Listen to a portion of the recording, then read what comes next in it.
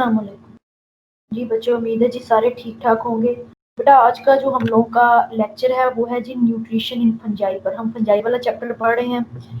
आज हम देखेंगे कि न्यूट्रिशन जो है वो फंजाई के अंदर किस तरह होती है। सो फर्स्टली जो है वो हमें न्यूट्रिशन की डेफिनेशन का पता होना चाहिए कि न्यूट्रिशन क्या है।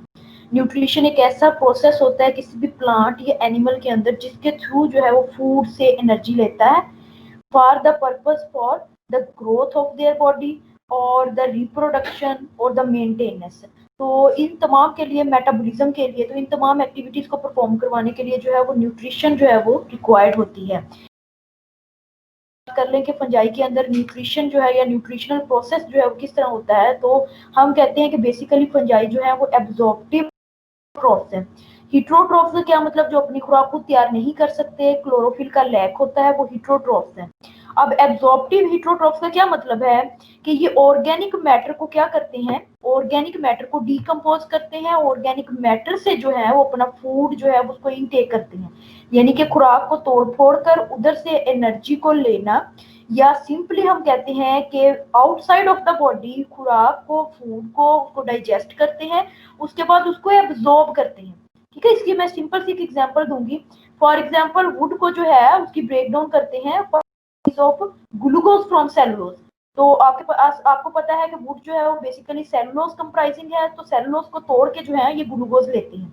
तो ग्लूकोज को उसको तोड़ना, उसको डाइजेस्ट करना bye releasing of their enzymes, और उसके बाद उसको जो है वो एब्जॉर्ब कर लेना। तो इस वाले प्रोसेस को हम बोलते हैं एब्जॉर्प्टिव हीट्रोट्रॉफ। उसके बाद जी यहाँ पे जैसे मैंने मेंशन किया, they obtain their food by direct absorption from immediate environment. तो डायरेक्टली जो है उसको एब्जॉर्ब करते हैं। तो दैट्स व्हाई हम इसको कहते हैं कि ये एब्जॉर्प्टिव हीट्रोट्रॉफ्स है। कार्बन या एनर्जी जो है वो ऑर्गेनिक मैटर से वो इनटेक करते हैं। उसके बाद सेकेंडली बेटे हम लोग के पास आ जाता है modes of heterotrophic nutrition in fungi. तो हीट्रोट्रोफिक न्यूट्रिशन के कौन कौन से मोड हो सकते हैं। सबसे पहले हम लोग के पास आ जाते हैं सेप्रोट्रोफ्स या सेप्रोट्रोफिक बैक्टीरिया फंजाई। ठीक है जी, सबसे पहले सेप्रोट्रोफ्स या उनको सेप्रोब्स भी बोलते हैं, और हम इनको जो है वो डीकम्पोजर्स भी बोल रहे होते हैं। सेकेंड नंबर पर हम लोग के पास आ जाते हैं पैरासाइट्स। ठीक है जी, पैरासिटिक फंजाई। थर्ड नंबर पर हम लोगों के पास आ जाते हैं जी प्रीडेटर्स, वो क्या होते हैं। फोर्थ पर जो है वो हम लोगों के पास आते हैं म्यूचुअलिस्टिक फंजाई या म्यूचुअलिस्ट। ठीक है जी, तो इसको जो है वो वन बाय वन जो है वो हम स्टडी करेंगे। सबसे पहले जो है वो हम सेप्रोट्रोफिक फंजाई या सेप्रोब्स को जो है वो हम पढ़ेंगे। तो सेप्रोब्स या डीकम्पोजर जो है वो ये क्या होते हैं। तो first of all we will introduce with the definition of saprotrophs. तो सेप्रोट्रोफ्स वो वाले ऑर्गेनिज्म होते हैं बैक्टीरिया की तरह, फंजाई भी जो है वो बैक्टीरिया की तरह, जो कि किसी भी ऑर्गेनिक मैटर को जो है वो डीकम्पोज करते हैं, और डीकम्पोज करने के बाद जो है वो अपने एसेंशियल एलिमेंट्स या न्यूट्रिएंट्स जो है उनको एब्जॉर्ब कर लेते हैं। That's why they are known as decomposers. तो saprobic fungi along with bacteria are the major decomposers of biosphere. इसी वजह से इनको कहते हैं कि ये हमारे के अंदर जो है ये रिसाइकलर के तौर पर काम करते हैं। उसकी वजह क्या है, उसकी वजह ये है कि जब भी खुराकों या किसी भी डेड ऑर्गेनिक मैटर को जो है उसको तोड़ फोड़ करते हैं, उसके बाद जितने भी न्यूट्रिएंट्स या एलिमेंट्स होते हैं उनकी रिसाइकलिंग की वजह बनते हैं। तो ये वो वाले फंजाई जो है वो वाले ऑर्गेनिज्म है जो कि डेड और डिकेइंग, जिसको डेट्राइटस भी बोलते हैं, यानी कि वेस्ट मटेरियल, उसको डीकम्पोज करते हैं, उसको तोड़ के यूजफुल एनर्जी या यूजफुल एलिमेंट्स जो है वो ले लेते हैं, इनटेक कर लेते हैं। So contributing to the recycling of the elements, वो एलिमेंट्स कौन से हो सकते हैं, वो कार्बन भी हो सकते हैं, नाइट्रोजन भी हो सकते हैं, फास्फोरस, ऑक्सीजन, हाइड्रोजन वगैरह। ठीक है जी, used by living things, those fungi which obtain their food यानी कि energy, carbon, nitrogen directly by digesting the dead organic matter are called saprobic fungi और सेप्रोट्रोपिक फंजाई और डीकम्पोजर्स। तो जो ऑर्गेनिजम्स डेड ऑर्गेनिक मैटर पर जो है वो सर्वाइव करते हैं, उसकी ब्रेकडाउन करने के बाद एसेंशियल न्यूट्रिएंट्स या एलिमेंट्स को जो है वो एब्जॉर्ब करते हैं, उनको हम बोलते हैं डीकम्पोजर। तो ये हमारे लिए फायदेमंद है, क्योंकि गले सड़े पत्तों को और लकड़ी को तोड़कर जो है वो यूजफुल न्यूट्रिएंट्स या यूजफुल एलिमेंट्स रिलीज करवाते हैं। अगर ये वाला काम सेप्रोट्रोफिक बैक्टीरिया या सेप्रोट्रोफिक फंजाई परफॉर्म ना करें, तो हमारे पास गली सड़ी लकड़ी इतना पाइलअप हो जाए कि हमारे लिए जो है वो सर्वाइव करना मुश्किल हो जाए। ठीक हो गया जी।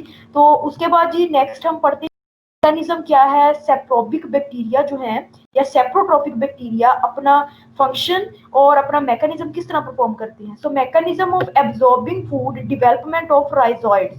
ठीक है जी। राइजोइड्स आपके पास हाइफी के बाद एक टर्म आती है राइजोइड्स। तो ये आपके पास डायग्राम जो है वो क्लियर कट शो कर रही है डिफरेंशिएशन एरियल हाइफी के दरमियान और राइजोइड हाइफी के दरमियान। तो राइजोइड हाइफी जो होते हैं ये बेसिकली ब्रांचिंग सिस्टम होता है जो आपके पास ये नजर आ रहा है अंडरग्राउंड मोस्टली जो है वो मौजूद होता है, या आप कह लें कि downward of the body of the fungi जो मौजूद होता है। So fungi anchor to the substrate by modified hyphae. ठीक है जी। इसकी ये डेफिनेशन कि मॉडिफाइड हाइफी वो क्या है, रॉइजॉइड्स हैं जो उसको एंकर करते हैं, बिल्कुल इसी तरह ही जिस तरह किसी प्लांट के अंदर रूट्स जो हैं वो उस प्लांट को एंकर कर रही है। तो इसके अंदर कौन सी चीज एंकर कर रही है, उनको रॉइजॉइड्स कर रही है, which provide enormous surface area for absorption mode of nutrition. तो ये एक इनके पास प्लस पॉइंट आ गया कि इनका सरफेस एरिया यानी कि रॉइजॉइड्स का सरफेस एरिया की वजह से ज्यादा जो है एब्जॉर्प्शन जो है वो कर सकते हैं nutrients. So rhizoids are small branching hyphae that grow downwards from the stolons that anchor the fungus to the substrate। जो substrate के साथ इसको जो है वो strongly attach रखता है। इस स्ट्रक्चर को, इस नेटवर्क को हम क्या बोलते हैं, rhizoid स्ट्रक्चर बोलते हैं। उसके बाद जी सिक्रीशन ऑफ डाइजेस्टिव एंजाइम्स जो कि सेप्रोट्रोपिक फंजाई जो है वो काम करते हैं कि जैसे ही किसी सबस्ट्रेट के साथ अटैच हो गए हैं बाद सेप्रोबिक fungi secrete digestive enzymes which या digestive juices which digest organic matter and the organic molecules thus produced are absorbed back into the fungus। तो इस तरह जो है वो अपने एंजाइम्स को रिलीज करवाते हैं for the process of lysis यानी कि तोड़ फोड़ का काम करने के लिए। और तोड़ते किन किन चीजों को है, आपके पास कार्बोहाइड्रेट्स, प्रोटीन, लिपिड्स वगैरह को तोड़कर जो है वो इस तरह एसेंशियल एलिमेंट्स जो हैं उनको इनटेक करते हैं या उनको एब्जॉर्ब करते हैं। उसके बाद सेकेंडली हम लोगों के पास आ जाता है जी पैरासिटिक फंजाई जो है वो क्या है। तो पैरासिटिक फंजाई हम लोगों के पास वो फंजाई हैं जो कि किसी दूसरे ऑर्गेनिज्म को एज अ होस्ट जो है वो यूज करते हैं। तो हमें पैरासाइट्स का पता है, parasite is that organism which is dependent for the sake of its food on an other organism, उसको जो है वो हम पैरासाइट्स बोलते हैं। तो पैरासिटिक फंजाई वो वाले fungi which absorb nutrients directly from living host cytoplasm are known as parasitic fungi. तो इसमें जो है वो हम नंबर ऑफ डिफरेंट जो है वो एग्जांपल्स को भी लेके चलेंगे और मैकेनिज्म को भी पढ़ते हैं। फॉर एग्जांपल ये आपके सामने एक डायग्राम मौजूद है जिसमें क्या है कि फंगल हाइफी जो है वो अटैच हुए हैं कहाँ पे, प्लांट सेल पर। तो इस तरह प्लांट से जो है वो न्यूट्रिएंट्स या अपनी फूड जो है वो इनटेक करती हैं। मैकेनिज्म क्या,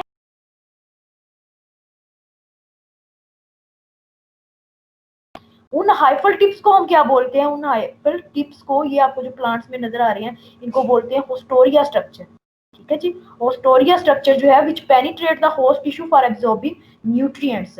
तो वो वाली पर्सिंग स्ट्रक्चर या वो वाला स्पेशलाइज्ड नेटवर्क जो कि फंजाई किसी भी होस्ट के अंदर इंसर्ट करती हैं for the purpose to absorb nutrients into its own body, उसको जो है वो हम क्या बोलते हैं, होस्टोरिया स्ट्रक्चर। ठीक है जी। उसके बाद नेक्स्ट हम लोगों के पास आ जाते हैं पैरासिटिक फंजाई की टाइप्स की तरफ। तो पैरासिटिक फंजाई की बेसिकली दो टाइप्स है। सबसे पहले हम लोगों के पास ओब्लिगेट पैरासाइट्स आ जाते हैं, सेकंड नंबर पर हम लोगों के पास आ जाते हैं जी फैकल्टेटिव पैरासाइट्स। ठीक है जी। नाम ओब्लिगेट पैरासाइट, फैकल्टेटिव पैरासाइट्स हम आगे भी सुनते हैं। ओब्लिगेट पैरासाइट्स क्या होते हैं, जिनके लिए होस्ट लाजमी होना चाहिए, विदाउट होस्ट जो है उनको फूड नहीं मिलती, इम्पॉसिबल है। तो उनके लिए होस्ट रिक्वायर है for the sake of their food, या हम कहते हैं कि होस्ट के बगैर वो ग्रो ही नहीं कर सकते। ठीक हो गया। सेकंड नंबर पर हम लोगों के पास आते हैं फैकल्टेटिव पैरासाइट जो दोनों कंडीशन में सर्वाइव कर सकते हैं। होस्ट मिल गया ठीक है, नहीं मिला तब भी ग्रो कर जाएंगे। ठीक है। तो ओब्लिगेट फंजाई या ओब्लिगेट पैरासिटिक फंजाई कौन सी हैं, those parasitic fungi which can grow only in their living host and cannot be grown on available defined growth culture media are called obligate parasites। ठीक है जी। इनकी एग्जांपल में आपके पास माइल्ड्यूज वगैरह और रस्ट स्पीशीज आ जाती हैं। ठीक है, जिनके लिए होस्ट जो है वो रिक्वायर्ड है, और इसके अलावा हम इनको ग्रो कल्चर मीडिया पर जो है वो नहीं करवा सकते। क्यों नहीं करवा सकते, क्योंकि होस्ट रिक्वायर है। फैकल्टेटिव पैरासाइट्स कौन से हैं, दोस पैरासाइट या those parasitic fungi which can grow parasitically on their host as well as by themselves और artificial media, तो जिनको हम आर्टिफिशियल मीडिया पर भी ग्रो करवा सकते हैं। ठीक है, वो हम लोगों के पास आ जाते हैं facultative parasitic fungi. So fungi की दो पैरासिटिक फंजाई की दो टाइप्स आ गई हम लोगों के पास, obligate parasitic fungi and facultative parasitic fungi. बेटा थर्ड कैटेगरी आ जाती है फंजाई की on the basis of the mode of nutrition, predatory fungi. So predatory और प्रे जो है वो अक्सर औकात हमें सुनने को मिलता है, एक रिलेशन है शिकार और शिकारी के दरमियान। ठीक है जी, जो शिकार करता है उसको प्रीडेटर बोलते हैं, जो शिकार होता है उसको प्रे बोलते हैं। सो प्रीडेटर जो है या प्रीडेटर फंजाई या प्रीडेटरी फंजाई कौन सी फंजाई है, जो शिकार करते हैं किसी दूसरे ऑर्गेनिज्म का, उसको क्या बोलते हैं, predatory fungi. So fungi which obtain their food by killing other living organisms are called predatory fungus और प्रीडेटरी फंजाई। इसके बेटे एग्जांपल में हम लोग के पास आ जाते हैं oyster mushrooms and some species of Arthrobotrys. ठीक है जी, तो ये एग्जांपल्स आ गए फंजाई के अंदर। मैकेनिज्म क्या है, क्योंकि हम सब का जो है वो मैकेनिज्म पढ़ रहे हैं वन बाय वन, हर जो फंजाई की टाइप है on the base of mode of nutrition. हमने पैरासिटिक का भी मैकेनिज्म पढ़ा, इसी तरह डिकम्पोजर्स का पढ़ा। अब हम प्रीडेटरी फंजाई का जो है मैकेनिज्म थोड़ा सा देखेंगे कि जो है वो ऑस्टर मशरूम जो है वो प्रीडेटर फंजाई के तौर पर किस तरह काम करती हैं। ऑस्टर मशरूम जो बेसिकली कार्निवोरस फंगस है, इट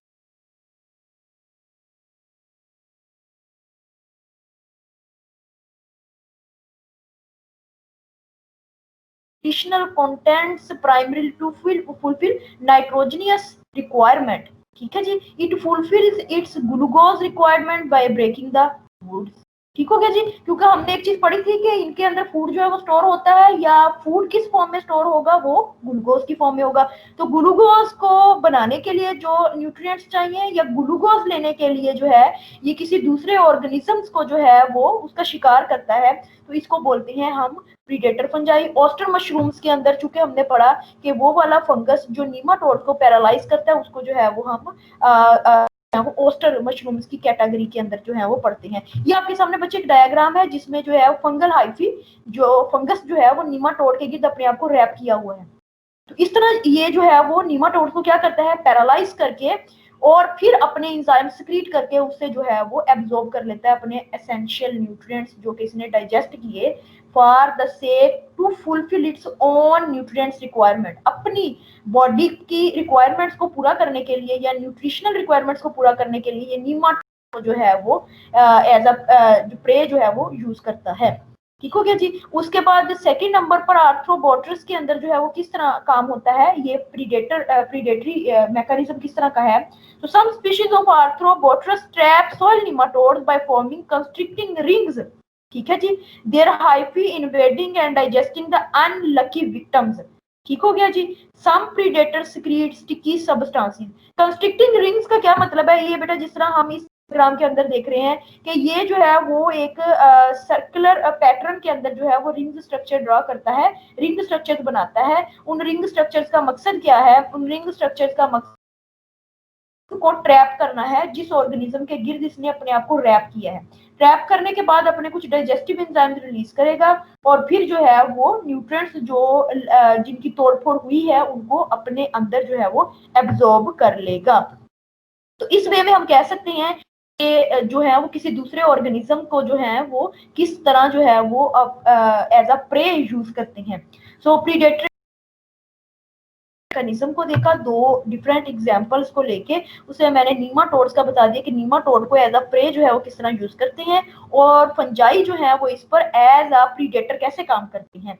ठीक हो गया। उसके बाद नेक्स्ट बेटा fourth and last category of fungi की जो है on the base of mode of nutrition वो आ जाती है म्यूचुअलिस्टिक फंजाई। म्यूचुअलिस्टिक वर्ड आपको पता है म्यूचुअलिज्म से निकला है। म्यूचुअलिज्म मतलब है बाहमी हम आहंगी। क्या मतलब कि जब दो ऑर्गेनिज्म आपस में एक दूसरे के फायदे के लिए इकट्ठे रहते हैं तो उसको क्या बोलते हैं, म्यूचुअलिस्टिक फंजाई, जिसमें एक ऑर्गेनिज्म दूसरे से फायदा लेता है, इन रिजल्ट उसको भी फायदा देता है। ठीक है, लेकिन नुकसान वाली कोई बात नहीं जिस तरह पैरासाइट्स के अंदर है। तो mutualistic fungi fungi which form such symbiotic association with other living organism in which both partners of association get benefit from each other are called mutualistic fungi, and such associations are called as mutualistic symbiotic association। ठीक है जी, जिसमें दोनों partners जो हैं वो एक दूसरे से फायदा लेते भी हैं और देते भी हैं। Mutualistic symbiotic association formed by fungi is basically of two types.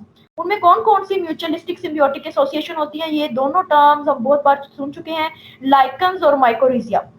ठीक है जी, लाइकन्स और माइकोरिजिया जो है वो किसकी एग्जांपल है म्यूचुअलिस्टिक सिम्बियोटिक एसोसिएशन की फंजाई के अंदर। इनको वन बाय वन हम देखते हैं। सबसे पहले लाइकन्स का देखते हैं कि लाइकन्स बेसिकली क्या है।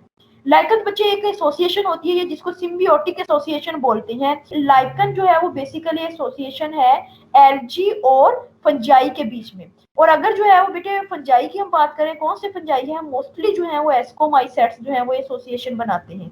इसके अलावा इम्परफेक्ट फंजाई है, ठीक है जी, कुछ बेसिडियोमाइसेट्स हैं। अब जी यहाँ पे मेंशन किया गया मैंने कि आपके पास certain photo autotroph either green algae और सियानोबैक्टीरिया और समटाइम्स बोथ। ठीक है, सियानोबैक्टीरिया वो वाले बैक्टीरिया जो फोटोसिंथेसिस का प्रोसेस जो है वो परफॉर्म कर सकते हैं।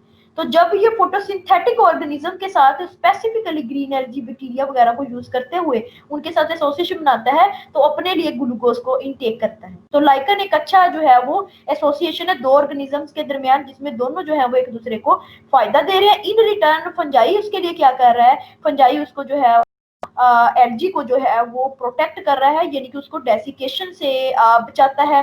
ठीक है जी, और इसके अलावा जो है खुद अपने लिए जो है वो एनर्जी लेता है। तो यहाँ पे मैंने मेंशन किया है म्यूचुअल बेनिफिट क्या है। In lichens fungi protect the algal partner from strong light and desiccation and itself get food through the courtesy of alga. तो एल्गा से जो है वो अपना फूड लेता है, इन रिटर्न एल्गा को क्या देता है, उसको लाइट और डेसिकेशन से बचाता है। ठीक हो गया जी।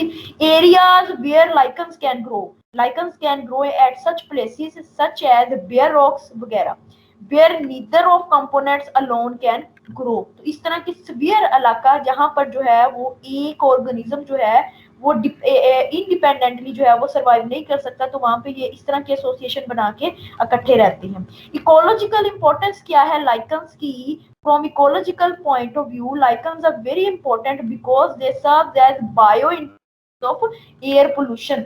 इको फ्रेंडली है ये, हम लोग इनको किस तरह यूज करते हैं इकोसिस्टम के अंदर एयर पोल्यूशन को डिटेक्ट करने। उसके बाद नेक्स्ट जो है वो माइकोरिजियल एसोसिएशंस क्या हैं, ये भी एक सिम्बियोटिक एसोसिएशंस हैं। किस किस के दरमियान है? ये फंजाई और प्लांट्स की रूट्स के दरमियान एक एसोसिएशन है जिसमें दोनों एक दूसरे से लेते हैं। और यहाँ पे बच्चे एक इम्पोर्टेंट नोटिस करने वाली बात है वो ये कि आपके पास 95% of our plants show this association. ठीक है जी, वो क्यों एसोसिएशन करते हैं प्लांट्स? क्योंकि उनको फायदा होता है फंजाई से। So mycorrhizal association are mutualistic association between certain fungi and roots of vascular plants, about 95% of all kinds of vascular plants. ठीक है जी।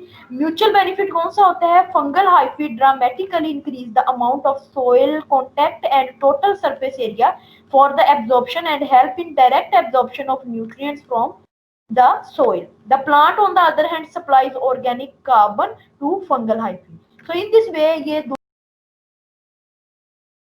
ऑप्शन के लिए सरफेस एरिया एनहांस करके देता है। ठीक है जी, और जिसकी वजह से वो ज्यादा से ज्यादा न्यूट्रिएंट्स प्लांट जो है वो एब्जॉर्ब कर सकता है। ठीक है, और प्लांट इन रिटर्न क्या करता है, फंजाई को जो है वो जाहिर सी बात है उसकी खुराक पूरी करता है, उसको ऑर्गेनिक कार्बन जो है वो प्रोवाइड करता है। उसके बाद नेक्स्ट पे बच्चे आ जाते हैं हम लोग के पास types of mycorrhizal association. So basically there are two types of mycorrhizal association. उसमें सबसे पहले एंडोमाइकोरिजिया, फिर एक्टोमाइकोरिजिया। तो एंडोमाइकोरिजियल एसोसिएशन कौन सी है? The fungal hyphae penetrate the outer. बेटे दोनों से नाम से जाहिर है, एंडो का मतलब है इनसाइड, एक्टो का मतलब है ऑन साइड। ठीक हो गया जी। तो endo parasites with in the plant. So hyphae जो है वो पेनिट्रेट कर जाते हैं किसके अंदर? प्लांट की रूट्स के अंदर। And in this way they form coils और swelling and minute branches and also extend out into surrounding soil. ठीक है, एक्टोमाइकोरिजिया। इन एक्टोमाइकोरिजिया the hyphae surround and extend between the cell but didn't penetrate the cell wall of roots. लेकिन roots की जो cell wall है उनके अंदर penetrate नहीं करती फंजाई। ठीक हो गया, तो इसको जो है वो एक्टोमाइकोरिजियल फंजाई बोलते हैं। एग्जांपल्स कौन सी आ जाती हैं? For example mutualistic association between fungi and pines और फिर्स वगैरह। तो इनके दरमियान जो एसोसिएशन है वो माइकोरिजी एसोसिएशन है। तो this is all about today lecture. बच्चे हमने जो है वो आज के लेक्चर में on the base of mode of nutrition fungi की टाइप्स को देखा है। ठीक है जी, न्यूट्रिशन की डेफिनेशन को, एब्जॉर्प्टिव हेटेरोट्रॉफ्स क्या होते हैं, मोड कौन कौन से हैं, ग्रामेटिकली हमने देखा है। ठीक है जी, यहाँ तक अगर किसी बच्चे को समझ नहीं आई तो वो क्वेश्चन पूछ सकता है। Thank you.